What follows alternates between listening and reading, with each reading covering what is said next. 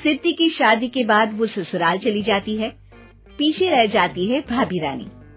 सिद्धि के ससुराल जाते ही भाभी कहती है, अरे वाह जी वाह, सारे कपड़े मेरे। हाय रे पैंट, अरे वाह वाह, मजा आ जाएगा। अरे ये सिद्धि की अलमारी के सामने खड़े होकर क्या बड़बड़ा रही है? जा जाकर देख मेहमानों को विदाई की मिठाई मिली कि नहीं। अब हाँ माँ जी, क्यों नहीं, लेकिन पहले कपड़े तो बदल लूं। अब रानी आ जाती है सिद्धि के उन कपड़ों में जो वो ससुराल जाने से पहले घर छोड़ जाती है।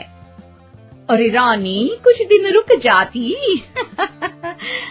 अरे ये तो सिद्धि बिटिया को मैंने ही दिया था, बड़ा ही फबता था उस पर, तुझ पर तो कुछ खास नहीं लग रहा। अब वो ना मेरे सारे कपड़े गीले थे तो सोचा पहन लूं। वैसे भी सिद्धि को कौन सा दिन पुराने आउटडेटेड कपड़ों को पहनना है। वैसे भी ये सूट तो मैंने तभी पहना था, वैसे खास है भी नहीं ये। हाँ ठीक है, लेकिन ना मेरी सिद्धि पर तो जमता था। सारे मेहमान चले जाते हैं और सिद्धि ससुराल से मायके पहली बार आती है। अपना घर, अपना कमरा, अपनी अलमारी। ये बोलकर जैसे ही सिद्धि अलमारी खोलती है तो सामने उसके कपड़ों की जगह कुछ और ही रखा होता है। माँ, ओ माँ, जरा कमरे में तो आना। सास और रानी वहाँ पहुँच जाते हैं। रानी ने पहनी होती है सिद्धि की जींस और टी शर्ट। अरे भाभी, ये क्या? ये तो मेरी बड़ी ही महंगी टी शर्ट है, इसे आपने घर में क्यों पहनी है? अरे बहुत मिलती है दीदी ये चौक की मार्केट में, 150 में।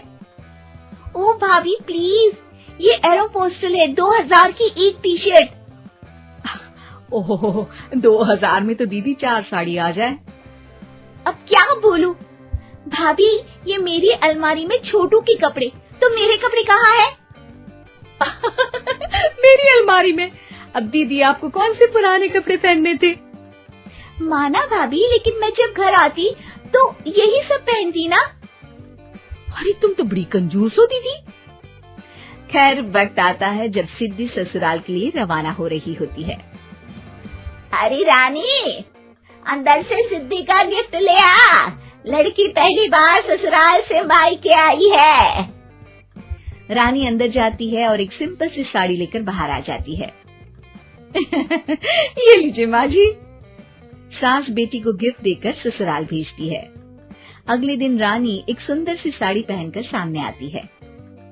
अरे रानी, ये तो वो साड़ी है जो मैंने सिद्धि को देने के लिए दी थी जब वो ससुराल ले जाती, लेकिन ये तूने कैसे पहन ली? अरे माँ जी, ये साड़ी तो मुझे बहुत पहले से ही पसंद थी, लेकिन चिंता ना करिए, मैंने सिद्धि के लिए भी अच्छी सी साड़ी दी है। हाँ। तभी सिद्धि का फोन आता है। क्या माँ, कुछ अच्छा तो दिया होता ससुराल ले जाने के लिए। अरे पहले दिखा दिया होता। ये चमकते हुए पैकेट में नौकरानी वाली साड़ी मत दिया करो माँ। अरे बेटे, वो तेरी भाभी ने ना गलती से उससे पैकेट बदल गया। हाँ, मैं कल ही तेरे भाई के हाथ से तेरा वाला पैकेट भेज दूंगी। अरे रहने दो माँ, आई एम श्योर भाभी ने अभी वही साड़ी पहनी होगी जो तुमने मेरे लिए रखी थी।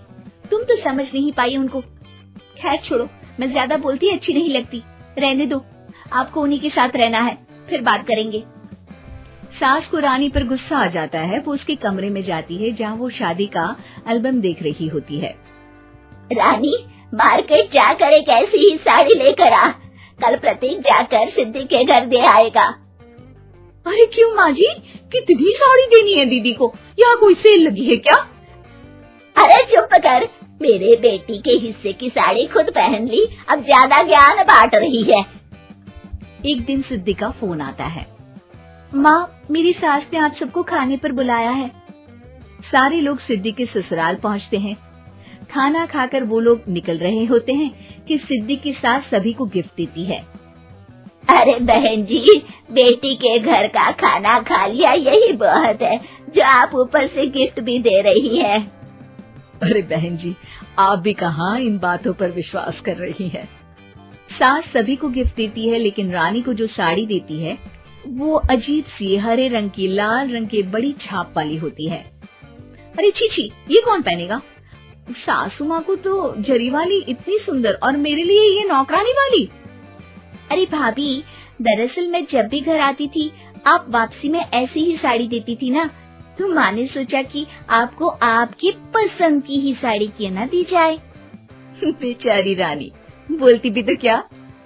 सिद्धि और सास रानी का चेहरा देखकर हंसने लगती है, तो रानी समझ जाती है कि अपने ही बिछाए जाल में वो फंस चुकी है।